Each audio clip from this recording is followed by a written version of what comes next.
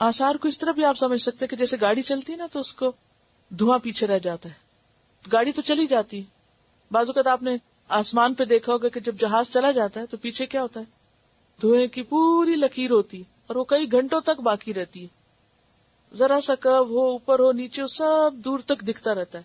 یہ آثار ہے اور اس کے ٹھیک ٹھاک پرنٹس ہوتے ہیں، ویزیبل ہوتے ہیں، تو وہ بھی لکھے جاتے ہیں. کیونکہ حدیث سے یہ بات واضح ہوتی ہے کہ انسان کے مرنے کے بعد اس کا اپنا عمل تو ختم ہو جاتا ہے، 3 چیزیں بعد میں بھی اس کے اعمال میں جمع ہوتی ہیں. ایک تو نیک اولاد کی دعائیں، ولد صالح یدعو لہ، دوسرے صدقۃ جاریہ، ایسی جگہ پر اپنا مال خرچ کر کے جانا کہ جس کا فائدہ لوگوں کو بعد میں بھی پہنچتا رہے، مثلا کوئی کنواں کھدوایا یا کوئی مسجد بنائی یا کہیں بھی کوئی عمارت، کوئی ہسپتال بنوایا، کوئی مدرسہ بنوایا جہاں پر انسانوں کی بھلائی کا کوئی کام ہو رہا ہے، جب تک وہ چیز باقی ہے اس کے آثار یا نشانی وہ بعد میں جمع ہوتی رہے گی انسان کے نام اعمال میں. اور تیسری چیز انسان کا سکھایا ہوا وہ علم جس سے لوگ فائدہ اٹھائیں، علم ينتفع به. آپ کوئی کتاب لکھیں، تعلیم دیں، ایسے لوگ تیار کریں کہ جو آپ سے سیکھ کر آگے اس پر عمل کرنے والے بنے، تو وہ بھی سکھانے والے کے آثار میں شامل ہوتا ہے. تو انسان کا نام اعمال ایک وہ کام جو خود کیے اور ایک وہ جو پیچھے چھوڑ گیا. اسی طرح حدیث سے یہ بھی پتہ چلتا ہے کہ انسان جو دنیا میں جس طرح کا امپریشن چھوڑ کے جاتا ہے، اچھی یا بری یادیں چھوڑ کے جاتا ہے، وہ بھی لکھی جاتی. مثلا مرنے والے پر لوگ جو باتیں کرتے ہیں، اچھی باتیں، اچھی گواہی دیتے ہیں یا بری، وہ بھی لکھی جاتی، وہ بھی اس کو فائدہ یا نقصان دیتی. پھر اسی طرح ایسے ٹرینڈ سیٹ کرنا جو لوگوں کے یا فائدے میں یا نقصان میں، تو وہ دونوں طرح پھر لکھے جائیں گے. حدیث میں آتا ہے جس نے اسلام میں کوئی نیک طریقہ جاری کیا اس کے لیے اس کا اجر بھی اور اس کا بھی جو اس کے بعد اس پہ عمل کرے گا، بغیر اس کے کہ ان میں سے کسی کے اجر میں کوئی کمی ہو. اور جس نے کوئی برا طریقہ جاری کیا اس پر اس کے اپنے گناہ کا بھی بوجھ ہوگا اور اس کا بھی جو اس کے بعد اس پر عمل کرے گا، بغیر اس کے کہ ان میں سے کسی کے بوجھ میں کوئی کمی ہو. پھر اسی طرح انسان کے جو قدموں کے نشان ہیں، کہیں جا کر کوئی کام کرتا ہے وہ قدم بھی لکھے جاتے ہیں. مثلا کوئی مسجد جاتا ہے تو جتنے قدم چلتا ہے وہ قدم گن کے اس کے نامہ اعمال میں لکھ دیے جاتے ہیں. یہ نماز کے اجر کے علاوہ ان قدموں کے بھی نشان. اور اس کی دلیل کیا ہے؟ ایک صحیح حدیث سے پتہ چلتا ہے کہ بنو سلمہ نے دیکھا کہ مسجد کے قریب کچھ جگہ خالی ہے تو انہوں نے کہا کہ ہم یہاں آ جاتے ہیں. تو آپ نے فرمایا دیارکم تکتب آثارکم، اپنی ہی جگہوں پہ رہو، تمہارے قدم لکھے جاتے ہیں جتنی بار تم یہاں تک آتے ہو. کل ایسے میں سوچ رہی تھی کہ الحمدللہ ہمارے 231 لیسن ہو گئے. اس کا مطلب یہ کہ ہم 231 ٹائم یہاں پر آئے اور 231 ٹائم یعنی ایٹ لیسٹ. تو الحمدللہ اللہ تعالیٰ نے اس کا آسان کر دیا کہ 231 ٹائم آپ گھر سے نکل کر یہاں تک پہنچے اور پھر کچھ سیکھ کر واپس جائیں اور پھر آئیں. اور اگر کوئی کہے کہ اچھا ایک مہینے میں 231 ٹائم یہ کام کر لو تو نہیں ہو سکتا ہے. لیکن تھوڑا تھوڑا کرتا رہے انسان کنسسٹنسی کے ساتھ تو تھوڑا عمل بھی بہت ہو جاتا ہے. لیکن اگر اس میں ریگولیرٹی ہو، تسلسل ہو، اور یہ بھی آثار ہیں. یہ جو فاصلہ ہے نا یہ بھی کاؤنٹ ہوتا ہے، کتنا فاصلہ کس نے طے کیا. اور گاڑی کا جو پیٹرول خرچ ہوتا ہے وہ بھی اس میں جمع ہوتا ہے. کیونکہ فی سبیل اللہ جو مجاہد نکلتا ہے اس کا گھوڑے کا کھانا اور اس کے جو اخراجات ہے وہ سب کچھ اس کے نامہ اعمال میں ڈالا جائے گا. شہید کا خون بھی تولا جائے گا. اسی طرح عالم کے جو قلم کی سیاہی ہے وہ بھی ساتھ شامل ہوگی. یعنی یہ بھی آثار ہے نا، نشان ہے. انسان مر جاتا ہے تو بعد میں اس کی کتابیں دیکھی جاتی ہیں.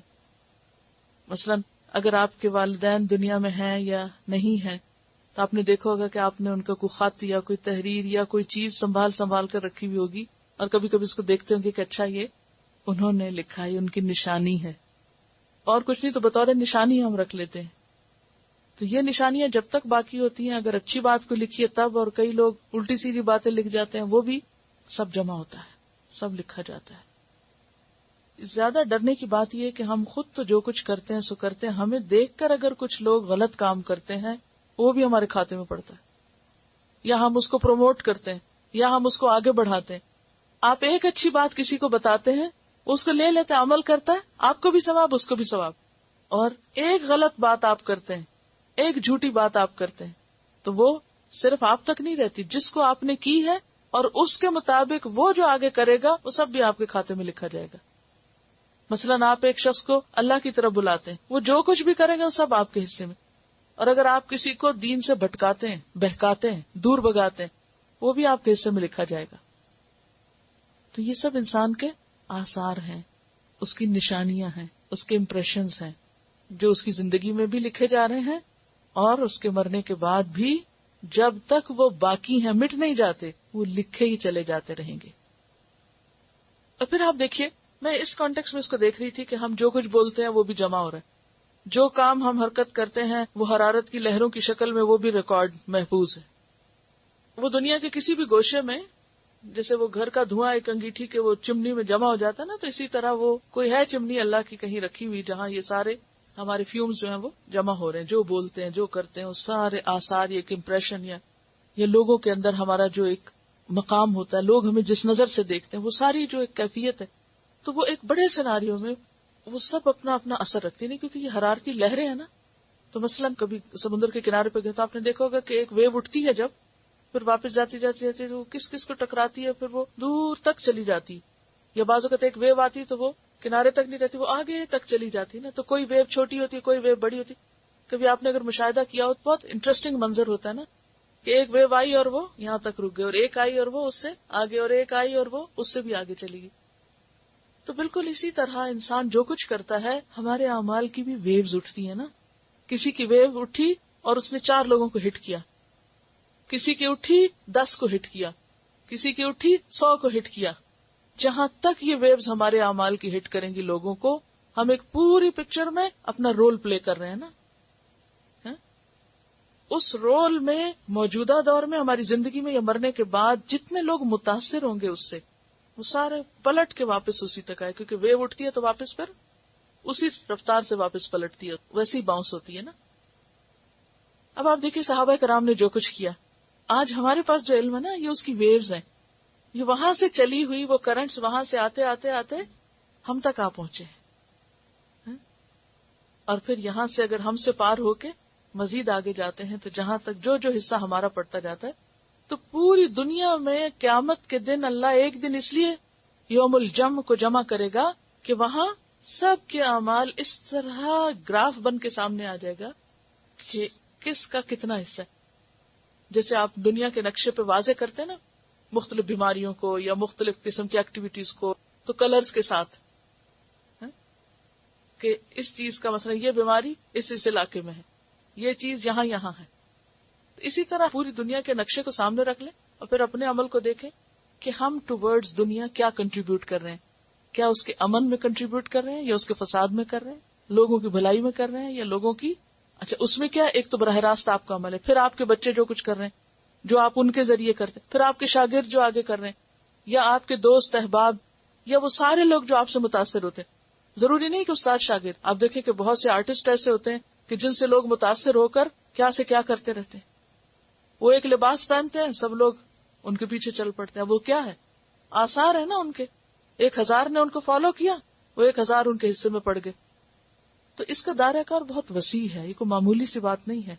تو نامہ اعمال واقعی ڈرنے کی چیز ہے کہ انسان صرف اس حد تک مطمئن نہ ہو کہ میں تو اپنے آپ میں بہت اچھے کر رہا ہوں. نہیں, یہ بھی دیکھا جا رہا ہے کہ آپ امپریشن کیا چھوڑ رہے ہیں, آپ ٹورڈز دنیا کیا کنٹریبیوٹ کر رہے ہیں, آپ دنیا کے نقشے میں کون سا رنگ بھر رہے ہیں, کالا بھر رہے ہیں یا سبز بھر رہے ہیں یا نیلا بھر رہے ہیں, کیا بھر رہے ہیں.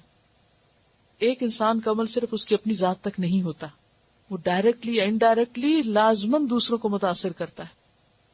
مثلاً آپ کا کسی بھی جگہ وجود, مثلا آپ یہاں بیٹھے ہوئے تو آپ کچھ نہ کچھ کنٹریبیوٹ کر رہے ہیں نا, یا آپ خیر میں کنٹریبیوٹ کر رہے ہیں یا شر میں کنٹریبیوٹ کر رہے ہیں. آپ کا یہاں ہونا یا نہ ہونا برابر نہیں ہے. اگر آپ یہاں بیٹھ کر واقعی حق ادا کر رہے ہیں تو آپ دوسروں کے لیے ایک اچھی مثال ہیں, اور اگر آپ یہاں بیٹھ کر وہ نہیں کر رہے جو قرآن آپ کو کہہ رہا ہے تو آپ دوسروں کے لیے کیا ہے, ایک بری مثال پیدا کر رہے ہیں. تو یہ ہمارا جو ایک تاثر بنتا ہے, یا ہمارا جو ایک امیج بنتا ہے, یا ہمارے جو ایک تاثیر بنتی ہے, وہ بہت امپورٹنٹ ہے.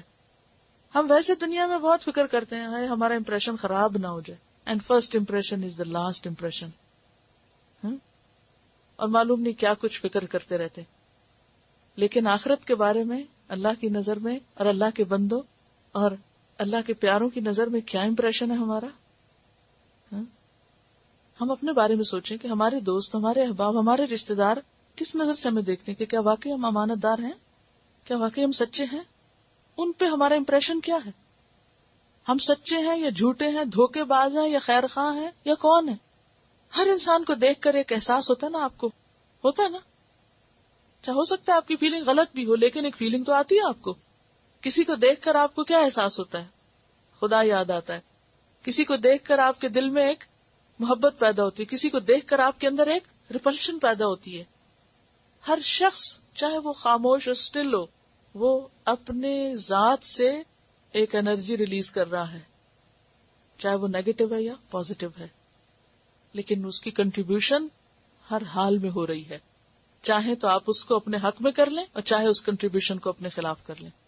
آپ اس سے بچ نہیں سکتے، کوئی بھی بچ نہیں سکتا. کوئی یہ نہیں کہہ سکتا اچھا میں تو کچھ بھی نہیں کرتا، میں تو اب آج کے بعد گھر سے نہیں نکل رہا. یہ بھی ایک امپریشن بنا رہا ہے.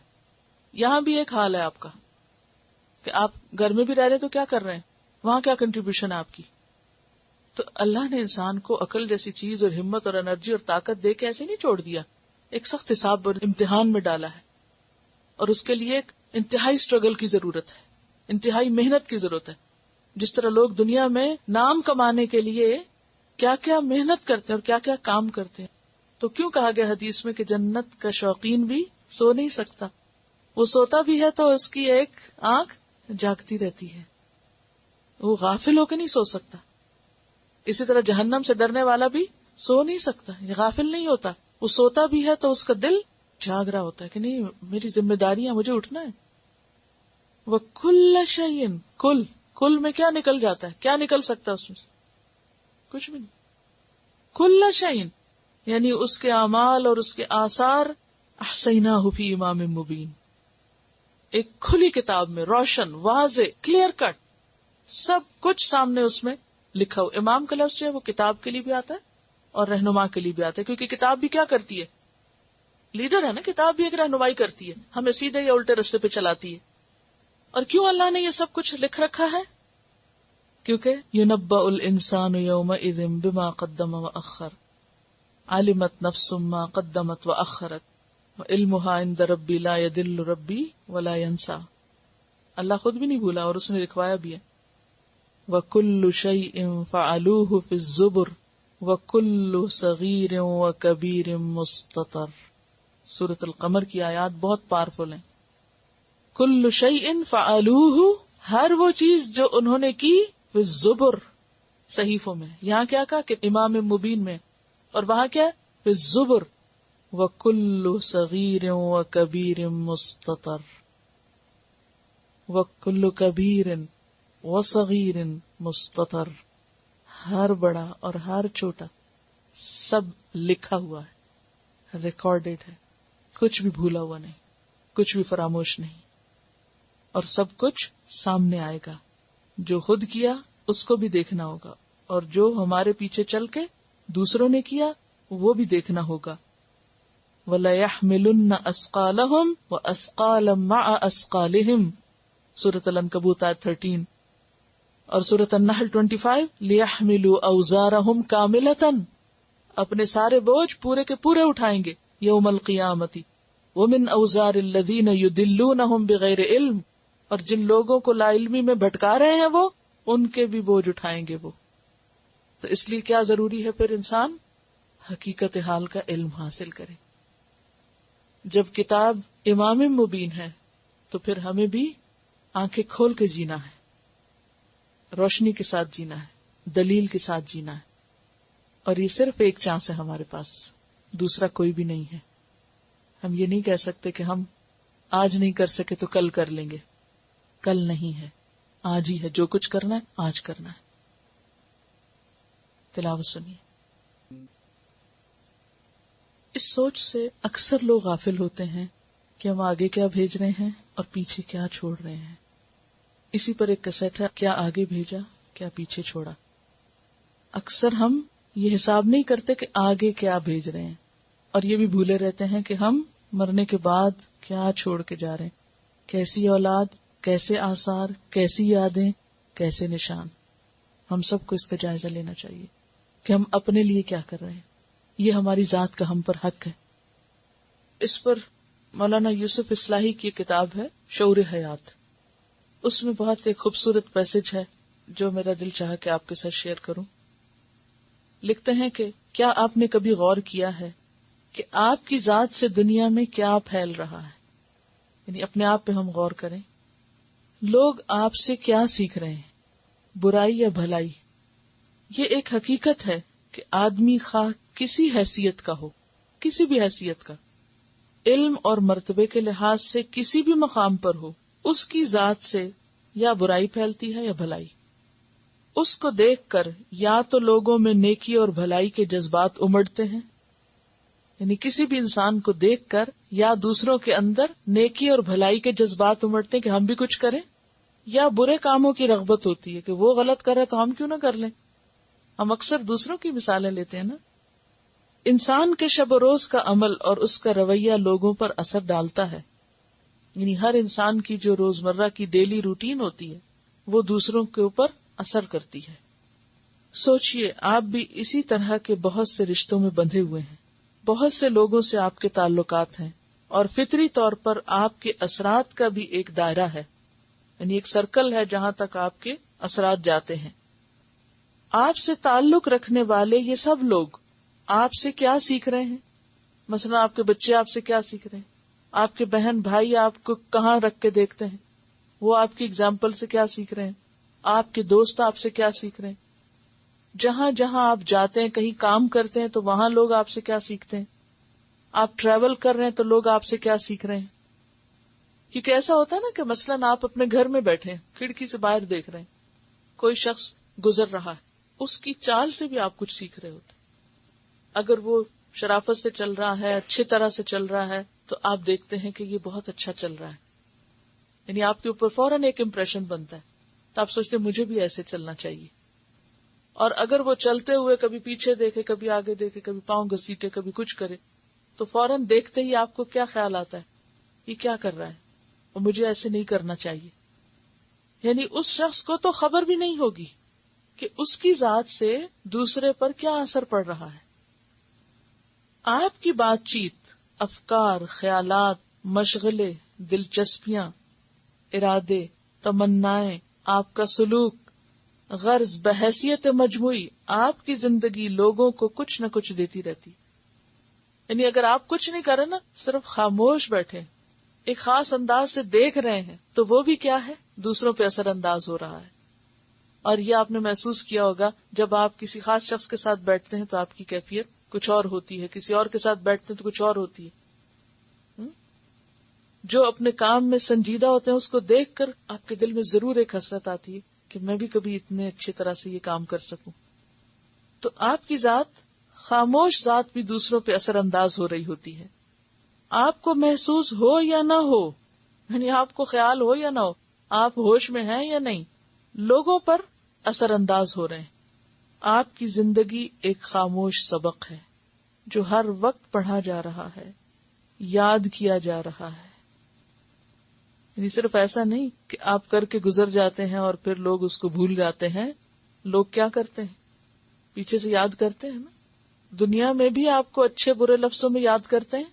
آپ ہر دم اپنی یادیں ان کے دل میں چھوڑتے ہیں، جیسی بھی، اچھی یا بری. اور پھر مرنے کے بعد تو خاص طور پر صرف یادیں ہی رہ جاتی کہ کون کیا چھوڑ کے گیا. آپ کی زندگی ایک خاموش سبق ہے جو ہر وقت پڑھا جا رہا ہے، یاد کیا جا رہا ہے، اور اپنے وقت پر دہرایا جائے گا. ہر ایک کو دہرایا جائے گا، ہر ایک دہرایا جاتا ہے. تو ہم سب کو سوچنا چاہیے کہ ہم کیا آثار، کیا امپریشنز اور کیا یادیں چھوڑ کے جا رہے ہیں، کہیں پر بھی کسی بھی چیز کی، خواہ ہم تھوڑی دیر کے لیے کہیں گئے ہیں یا پھر زیادہ دیر کے لیے گئے ہیں. آپ میں سے کوئی کچھ شیئر کرنا چاہے گا اس موضوع پر؟ جی السلام علیکم.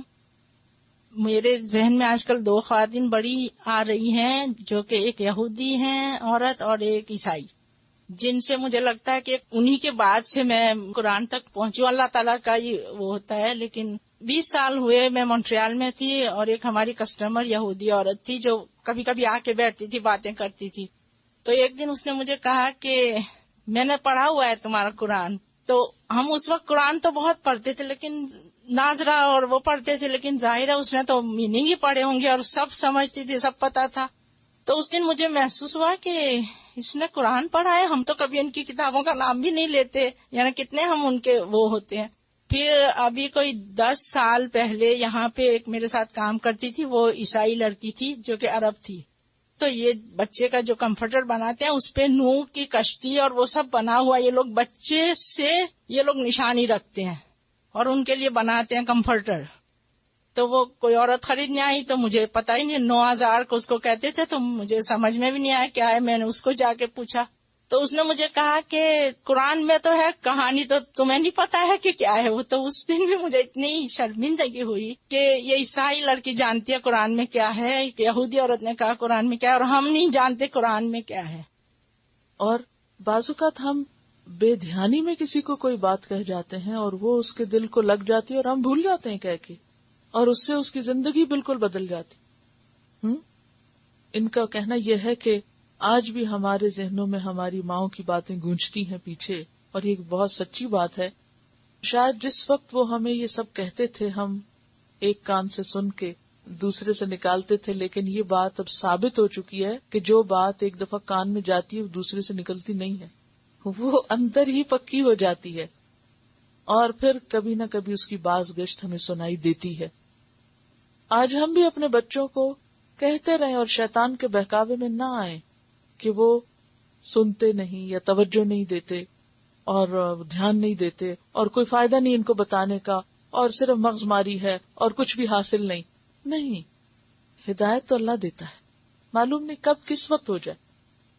بہرحال یہ سوال بہت سے لوگوں کا ہے کہ اگر ہم نے پیچھے کچھ آثار اب چھوڑ دیے ہیں اور ایسی کچھ بدعات جاری کر دی ہیں کہ ہماری وجہ سے اب دوسرے لوگ ان رستوں پہ چل پڑے، اور اب ہم نے اپنا رستہ بدل دیا اور دوسرا اختیار کر لیا، تو اب کیا ہوگا؟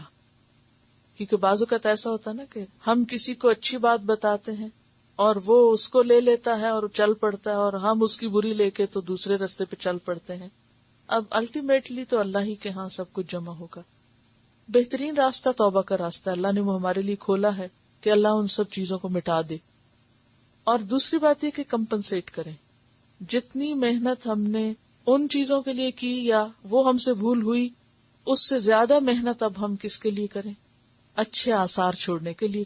ابھی وقت ہے نا، مہلت ہے نا، ابھی تو ہم کچھ کر سکتے ہیں. ابھی تو اللہ نے اتنی بڑی نعمت زندگی کی دی ہے کہ دن قیمتی ہے، جو ہو چکا سو ہو چکا. ان الحسنات یذہبن السیئات، حسنات سیئات کو مٹا دیتی. تو ہو سکتا ہے کہ وہ آثار بھی پھیل رہے ہوں، لیکن اب اگر آپ نیکی کا کام کرتے ہیں تو وہ آثار ان پہ چھا جائیں اور اس سے زیادہ ہو جائیں. اور بات یہ ہے کہ جب ہماری زندگی میں کوئی مقصد ہوتا ہے یا ہمیں کسی چیز سے محبت ہوتی ہے تو وہ ہماری رگ و پے سے ظاہر ہونے لگتی ہے. یہ کسی نے مجھے ایک نظم بھیجی تھی. سنا تھا ہم نے لوگوں سے، محبت چیز ایسی ہے چھپائے چھپ نہیں سکتی، یہ آنکھوں میں چمکتی ہے، یہ چہروں پہ دمکتی ہے، یہ لہجوں میں جھلکتی ہے، دلوں تک کو گھلاتی ہے، لہو ایندھن بناتی ہے. اگر سچ ہے تو پھر آخر ہمیں اس ذات حق سے یعنی اللہ سے یہ بھلا کیسی محبت ہے، نہ آنکھوں سے چھلکتی ہے، نہ چہروں پہ ٹپکتی ہے، نہ لہجوں میں سلگتی ہے، دلوں کو آزماتی ہے، نہ راتوں کو رلاتی ہے، کلیجے منہ کو لاتی ہے، نہ فاقوں ہی ستاتی ہے، نہ خاک آلود کرتی ہے اور نہ کانٹوں پہ چلاتی ہے، نہ یہ مجنون بناتی ہے. عجب ایسی محبت ہے، فقط دعویٰ سجاتی ہے، صرف دعوے ہی کر رہے ہیں. نہ کعبے کی گلی میں تن پہ انگارے بجھاتی ہے، نہ غار سور میں چپ کے سکینت بن کے چھاتی ہے، ہرا تک لے بھی جائے خود سے نظریں چراتی ہے. ہم اپنے دعویٰ حق کے محبت پر ہوئے نادم، تو پلکوں کے کناروں سے جھڑی سی لگ گئی اور پھر کہیں سے بجلیاں کوندی، صدا آئی، ذرا اس آنکھ کی بندش کے دم بھر منتظر رہنا، وہاں خود جان جاؤ گے محبت کی حقیقت کو. آج دنیا میں ہم جتنے بھی دعوے کر لیں، لیکن اگر واقعی سچی محبت ہو، اللہ کی، اس کے دین کی، تو یہ ہو نہیں سکتا کہ ہمارے پھر انداز سے وہ نہ جھلکے اور ہم کہیں ہوں اور وہ دوسروں کو ایک سپارک نہ دے. وہ لازمن دیتی ہے. تو پھر جائزہ اپنا ہی لینے کی ضرورت ہے، اصلاح اپنی ہی چاہیے. وآخر دعوانا ان الحمد للہ رب العالمین. سبحانک اللہم و بحمدک نشہد ان لا الہ الا انت نستغفرک و نتوب الیک.